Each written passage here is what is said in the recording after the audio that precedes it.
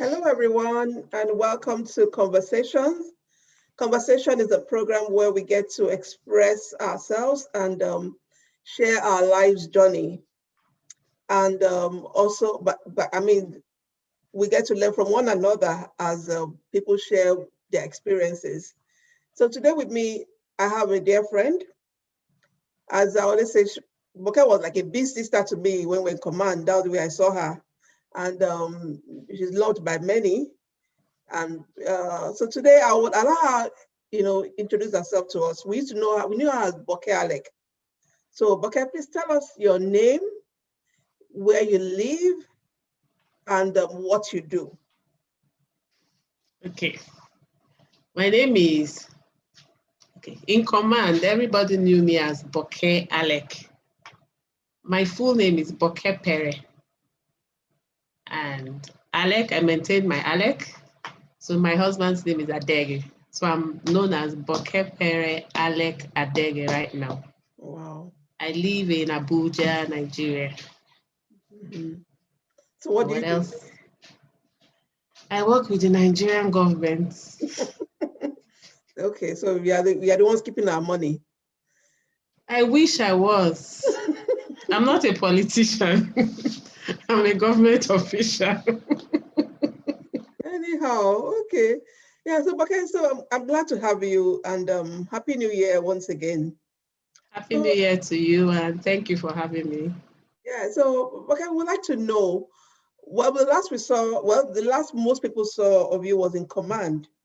So after you left command, how has it been? I want to know now your academic background. Where did you go?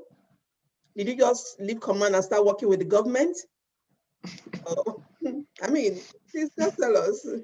Okay, I left command in '88, and my journey has been an interesting one.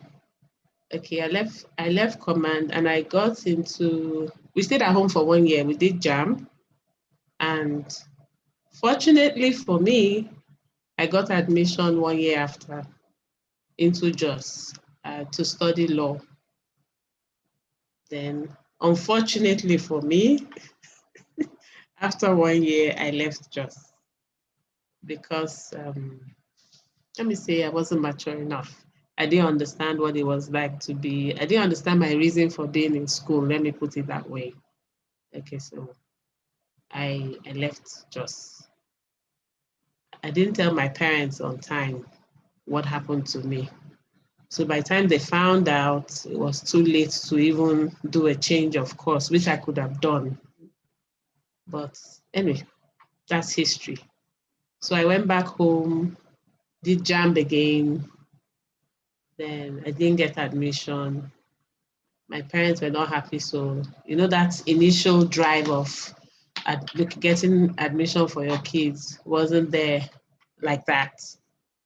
Then in the end, admissions came through and I didn't get admission. So somebody told my dad about a diploma program in Port Harcourt, where I could do a diploma in law for 2 years, then gain admission through direct entry. So I did that. I was in Port Harcourt for 2 years.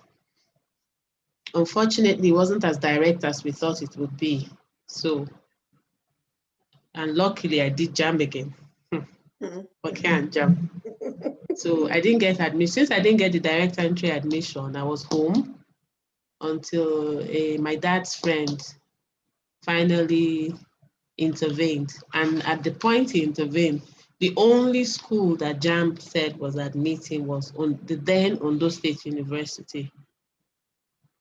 Of course, I jumped at it. After how many years? My mates who got into school a year after, like the initial set of people did, had graduated. Somebody like Bumo Labi, she finished from Ondo State University. So by the time I was going in, she had left. So anyway, that was another journey. So I was in Ondo State University for, I would say, almost 3.5 years. But there were lots of strikes. So that's almost the 3 years or so.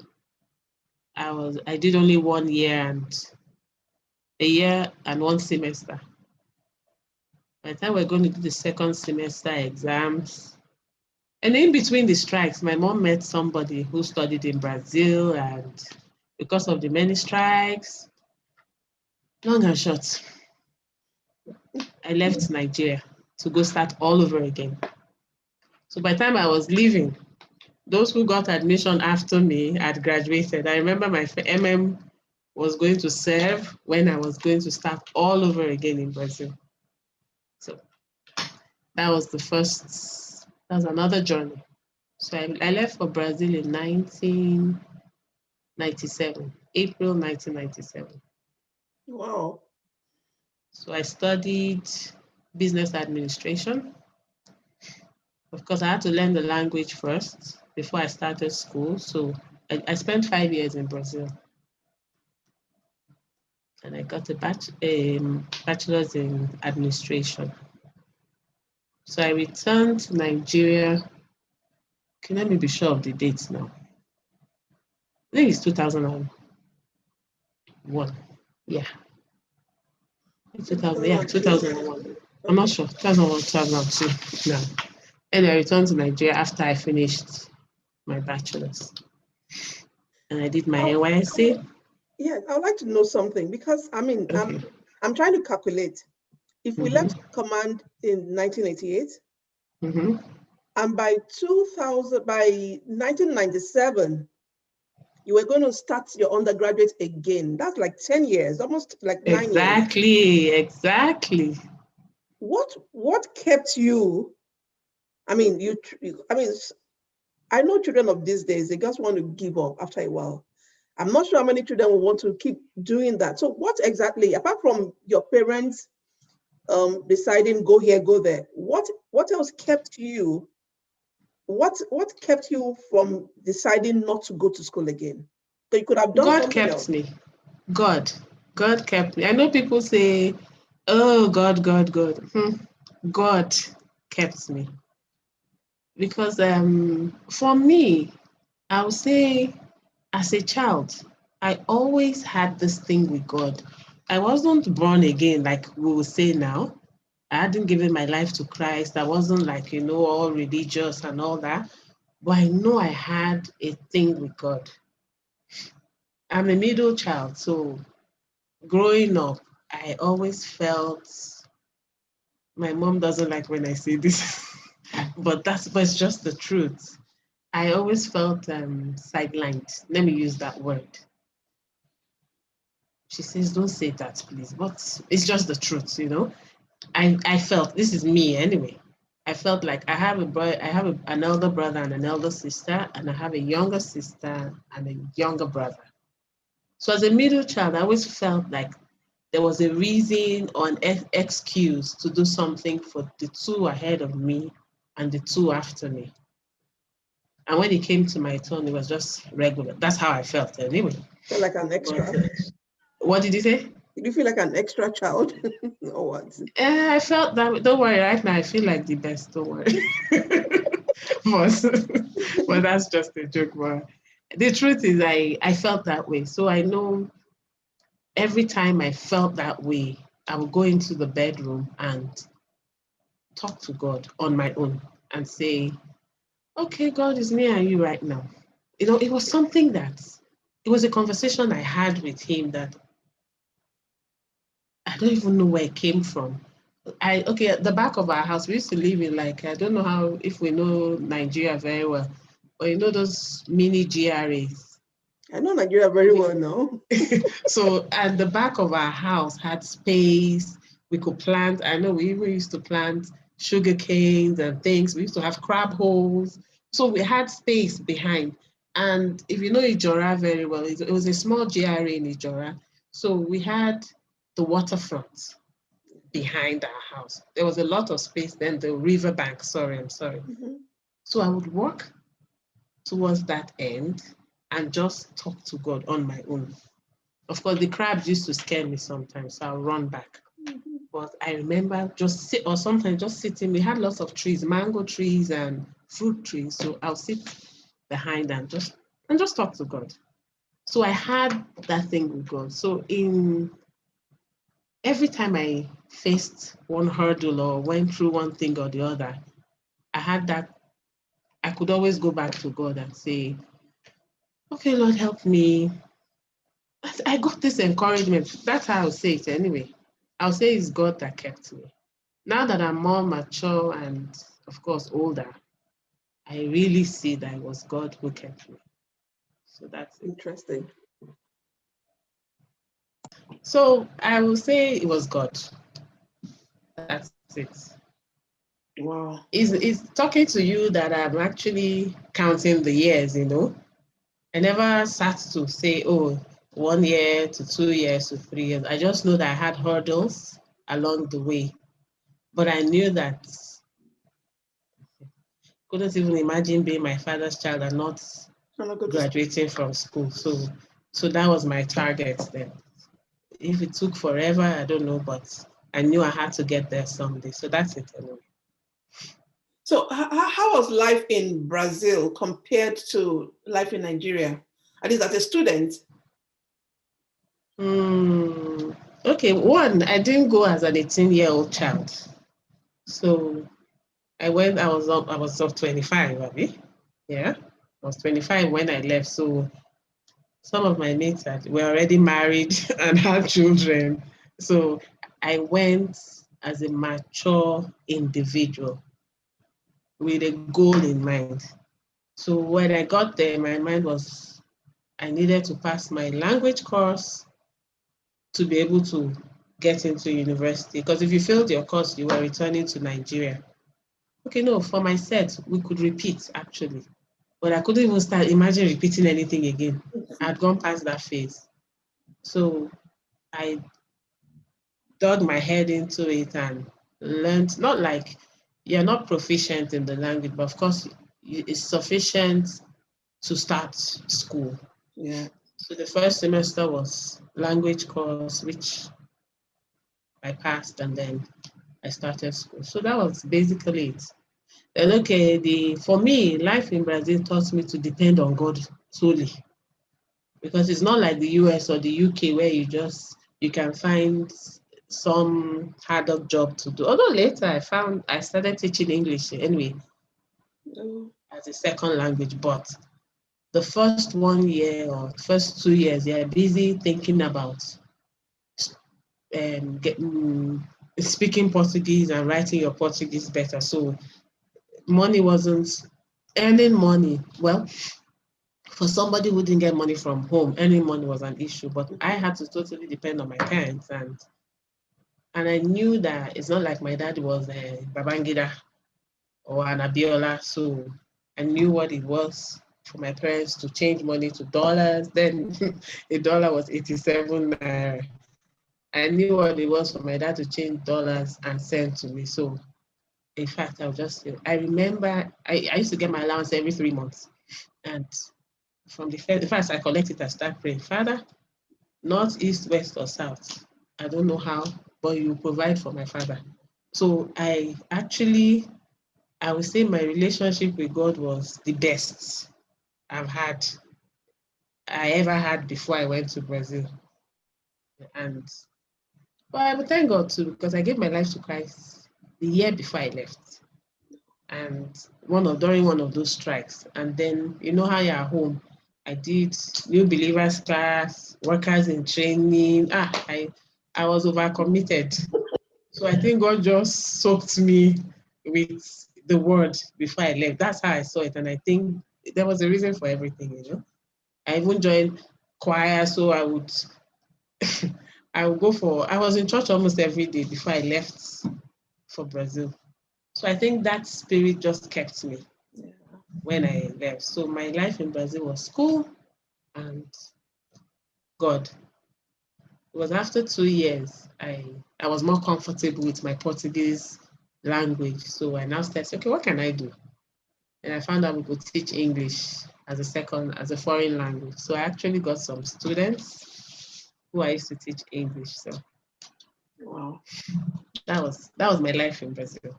Okay, so what were the first few things you learned in Brazil in Portuguese?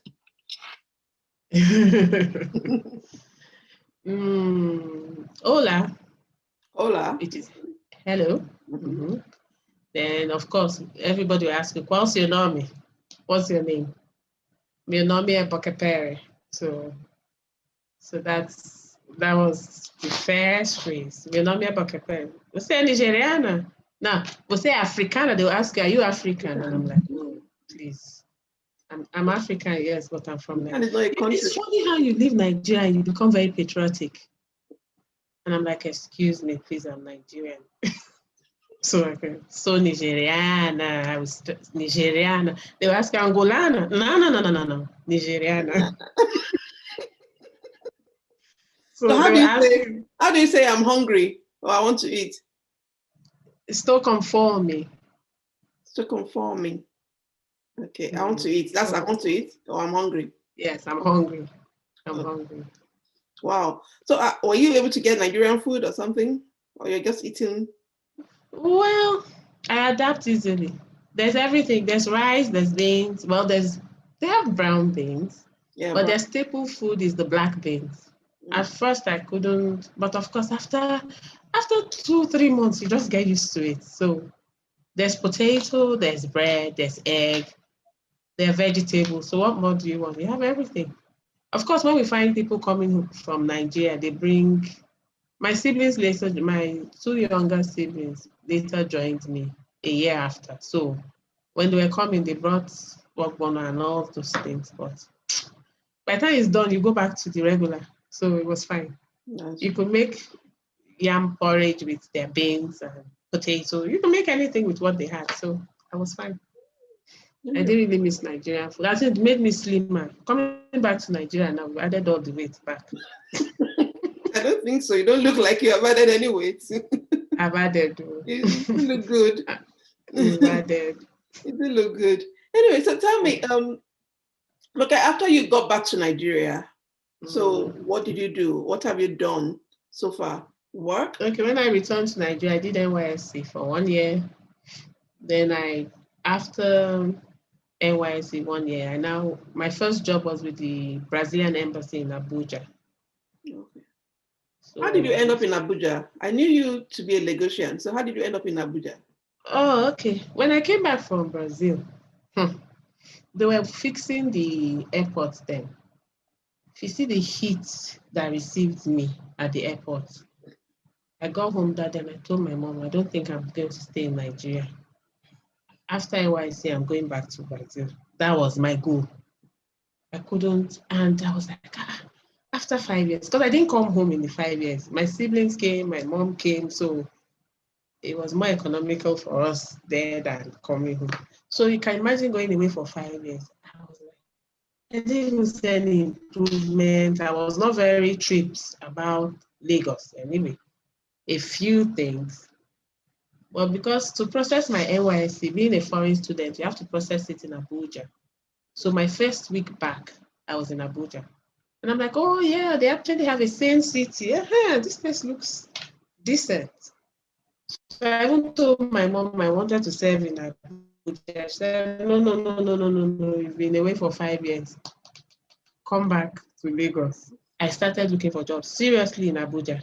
I said, was either Abuja or I was going back to Brazil. At least I knew that was that was one country I knew that would accept me back first. So luckily I got a job with the Brazilian embassy. So I moved to Abuja right after NYSC. So that was that. I worked with them till I got married. When I got married, my husband used to live in the US. So I moved to the US. I stayed in the US for like 7 months. Then he decided to move back to Nigeria. So we both came back. Okay. So why did you? I'm just a bit curious. You met him in Abuja, or you met him in? How did you meet him? I met my husband before I even left for Brazil. Oh, okay. So you've been in touch. Okay. Yeah.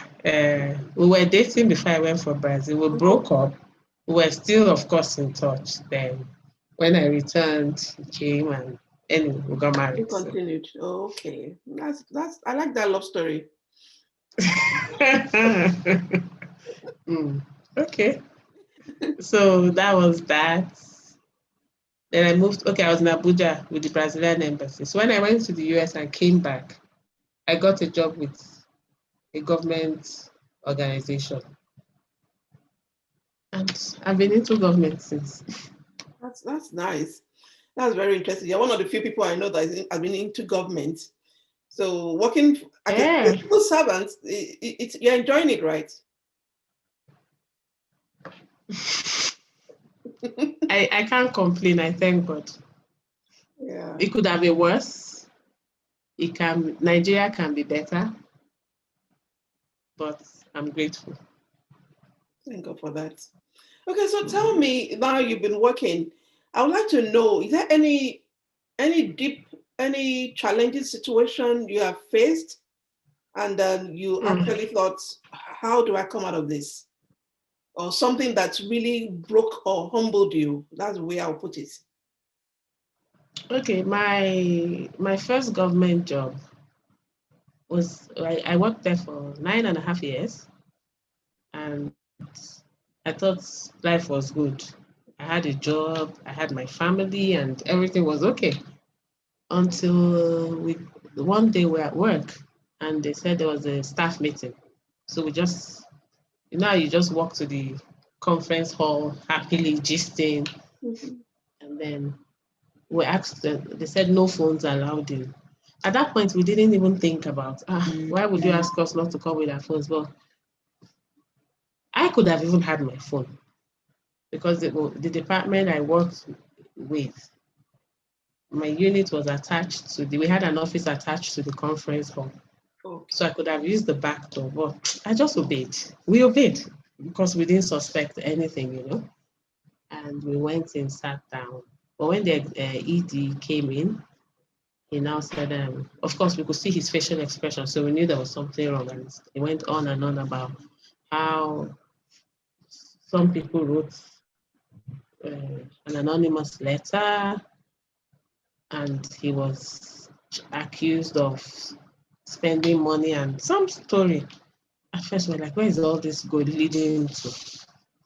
We're listening anyway. But of course, when a story is being narrated and you are involved somehow, when you start hearing a bit of the story, I'm like, okay, I'm hearing my name was not mentioned, but I'm like, okay, I can hear my units being called, documents were gotten, and I'm like, okay, these documents are warehoused in my unit. I'm like, okay, my colleague and I, we looked at ourselves, where is this heading to? But anyway, long and short, after the meeting, they asked 10 of us to stay behind and said some documents were attached, some memos were attached to the letter. And those memos are warehoused in your unit. So I'm like, okay. I said, those memos originated from a department, from different departments. And when decisions are taken, these decisions are sent back to these departments. So we're not the only ones who have access to those memos. So I'm surprised we're the two being accused from our unit for this. They said, because you are responsible. I said, okay. Anyway, we explained, you're talking to your boss. It's explaining calmly, but we didn't do that anyway. They said, okay, you can go. The following day, we now got queries that were rude to the executives. And I'm like, okay, all right, there's something wrong here. And then, so we responded. And 3 days after, by the end of the week, we were on suspension for 1 month, under investigation. So I said, okay, all right. So anyway, we were called we faced the panel. If I remember, on that panel, there was a retired security officer who used to head the security unit, and we had given him resolutions before. He was the only one I knew on the panel. So I said, okay, so I've given you some of these kind of resolutions that they claim were attached. Did I give you any resolution that pertained to another department? He said, no.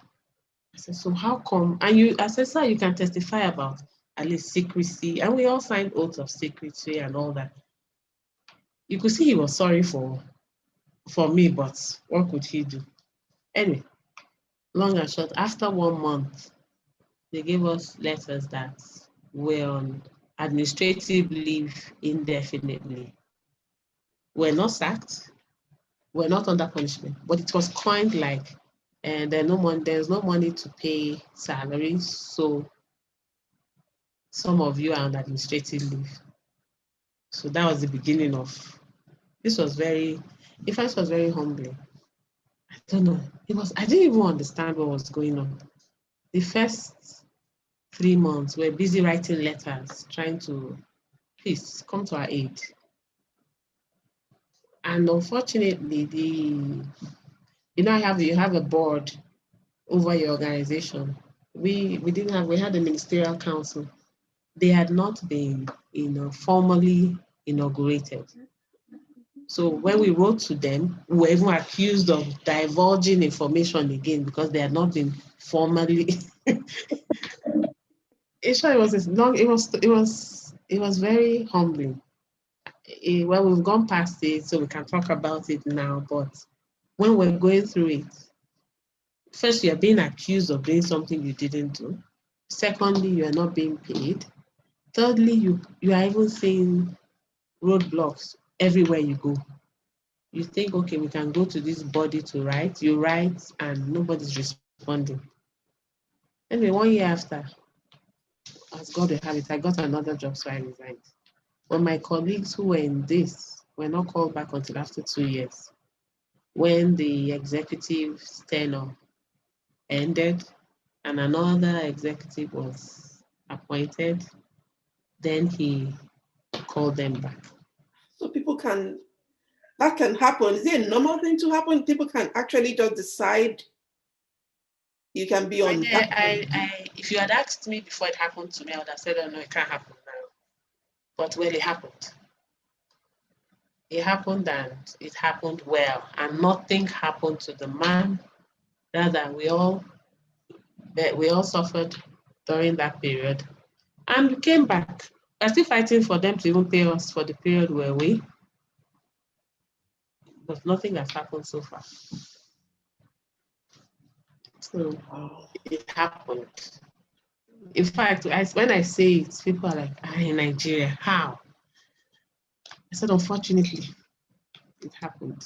So it was very, you wake up in the morning and you don't, in fact, we used to meet secretly because we weren't sure. We had our phones were bugged. In fact, it was very clandestine because we didn't know who was, what we did, who accused, what. In fact, sincerely, none of us wrote that petition.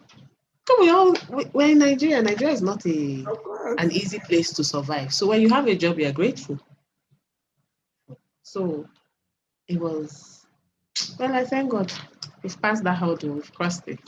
Can imagine. I got another job and my colleagues were called back, so we've moved on. You can imagine one day you have a job, the next day you don't have a job. That was how we felt. The carpet is just drawn off, taken off your feet. Wow. That was it.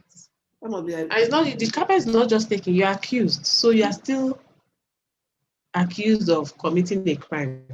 So we're still trying to free ourselves from that accusation and also get back into the system. So it was 2 cases hanging over us. Well, we bless God, it's over. So that was one very humbling. What would you say kept you? What would you say? God kept me. Yeah, but what? God kept me, and family. I know. Family is important. Yeah. Then, in fact, family, it was key. My parents, my siblings. When I got another job, I wrote them one loving message. I said that if I come in another world, I'll ask for you people again. Wow. Because every month they were there for me. So my kids did not even really feel like a job. Wow. What mommy would have done, I was still able to do it. I could still meet up. My mom would say, my children, my sister, my brother, even friends. It was then I realized I had good friends, even friends. I'll just pick up my phone and you just see an alert. I'm like, oh, who is this? Because you're like, Because people could not fathom what happened, But it's good to be loved. And I really felt loved, and I really appreciate all those who were around me then. So that kept me, God and people. People, yeah. I want to hear about that support. Yeah, that's what I want to hear from you. I know God is always there for us. God and people. People, yeah. That was the family support, especially. Key, very key. That's wonderful. Very key. And we need to support one another, really. Yeah, yeah. Well, in all this, you also need to encourage yourself. Because yes, you can still because even though I had, yes, support, financial support, there were times that I would just be on my own. Like when I drop my kids off at work, and maybe we've had meetings or things like that. And then maybe from the meetings we've submitted, we've gone to see somebody who promised to help us. And then you're seeing stumbling blocks. You come back and you're like, so what next? When you're down, you just need to, and you go back to God again and say, okay, God, I need strength. Yeah. I need strength to carry on. So, well, that's good. That's wonderful. That's really great to hear. So tell me, Boke, what do you live by? What are the principles you live by? Or what are things that you have held onto so dearly? Okay. For me, I've had different phases of my life. So when I was in Brazil, for me, it was my Bible passage then was, in everything give thanks. In everything give thanks. That's 2 Thessalonians 5:18. In everything give thanks. Because like you said, I went to Brazil after 10 years. But I had to look at something positive to keep me going. I will sit and thank God for where I was at that point in time. Yeah. Sometimes, of course, you know how you say, oh, my mates are this, my mates are gone on, your mates are. But the Bible passage will just come, in everything give thanks. I made it a habit to thank God. Even till today, I still live by it. I thank God every day for everything, no matter how small. I'm grateful to God. So I've had that motto for a while. Then, okay, along the way, during that my humbling experience, David encouraged himself in the Lord. That was 1 Samuel 30, verse 6, the later part of verse 6. I found out that you have to encourage yourself in God, of course. Yes, people will support you. People would help you. But you yourself, you must get up and encourage yourself in God. So that has been another motto for me. I give thanks always. If you know me, you know that I'm a thankful soul. And then, like I said, then I've also, because of my journey, my academical journey, I've come to see that we're all different. Our paths are different. We came differently. So it's even not too long ago, recently, I've heard that how do people say it? Everybody's morning is when you wake up is your morning. I know I heard this recently. Yeah. So you must walk your path, If I were to dwell on other people's lives when I was going through my challenge, my academic journey, it would have weighed me down. So early on, I've always learned to know that, okay, but this is your work. Walk your path. Chart your own course and be happy. Yeah. So those 3 things have helped me and guided me. And I would say it has helped me. Not everybody gets married at the same time. Not everybody graduates the same time. Not everybody has children the same. Just thank God for where you are, wherever you are, whenever you find yourself, where you find yourself, and be grateful. And be thankful for that situation, because it could have been worse. Yeah. So when people ask me how you do, I say I'm very fine, it could have been worse. Mm-hmm. But I'm grateful, and I'm truly, truly, truly grateful. So that has been my motto. Yeah. So you mentioned something which I want us to talk, just talk to me briefly about it. You mentioned something about the middle child. And yeah. I remember the last time we talked, I told you that I'm a middle child.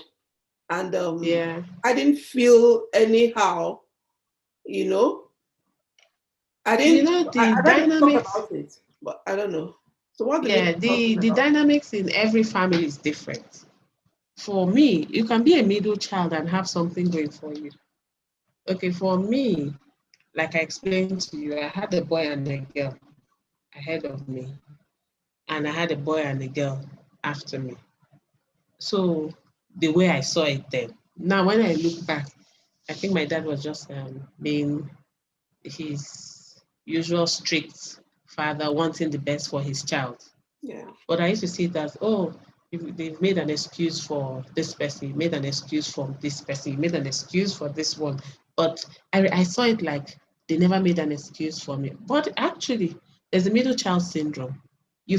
Sometimes you feel left out. And I actually saw a documentary on it when I was in Brazil. Because even when I left for Brazil, as much as I began to appreciate my dad better and love him better with maturity, I realized I held some grudges unconsciously. It was when I saw that documentary, it was a Christian documentary. They interviewed 4 different kids and their parents. And the parents didn't even realize they were carrying out the actions they carried out when they did. But the children just felt neglected somehow. So when I go out today and I go into a home and I see the middle child, I see it play out, funny enough. Somehow you say, oh, you see the parents, oh, this is my child or that one, and this one is the middle, and I'm like, watch out for that middle child. And parents have actually called me to say, oh, yeah, right.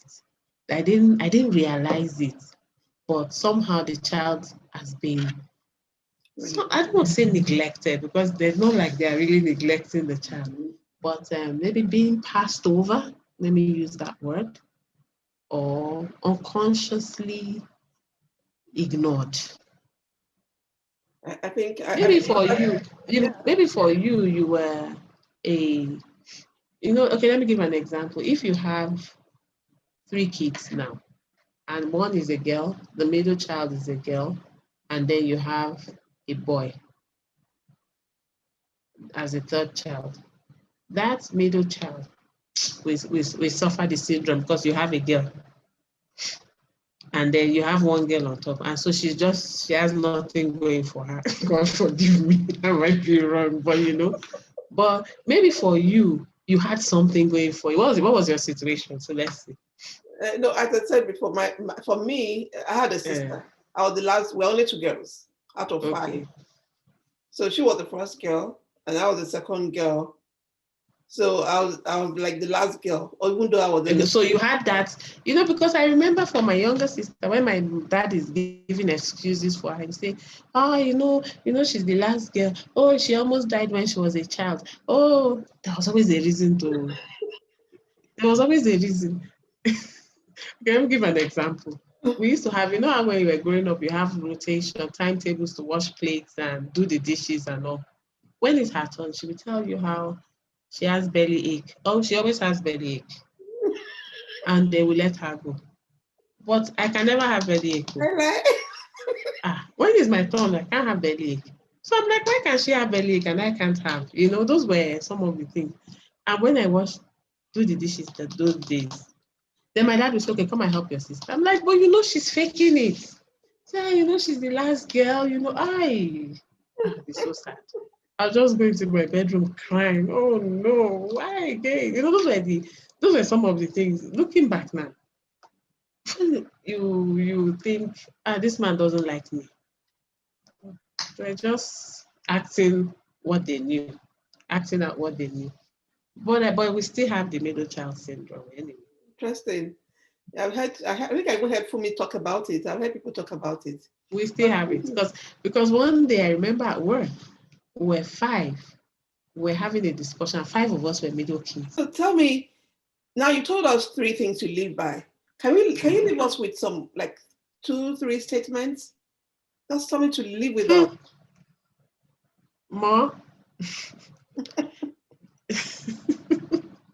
Give us a word of encouragement. Just a phrase. That no matter, things come and go, which I've come to see.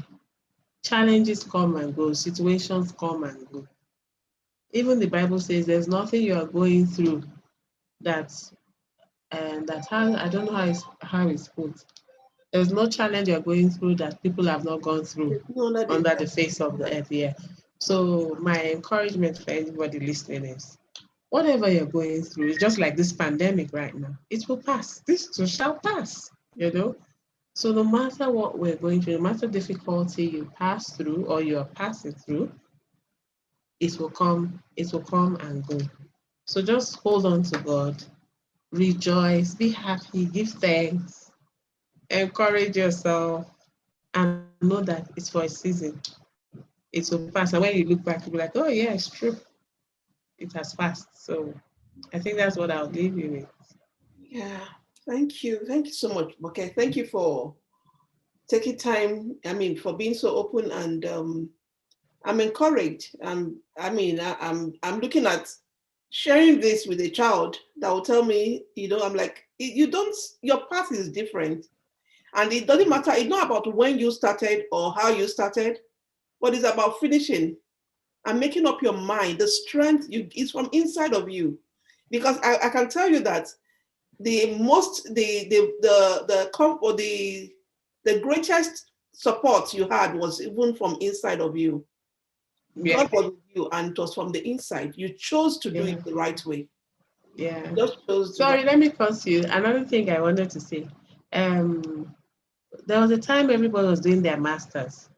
Everybody was applying for a master.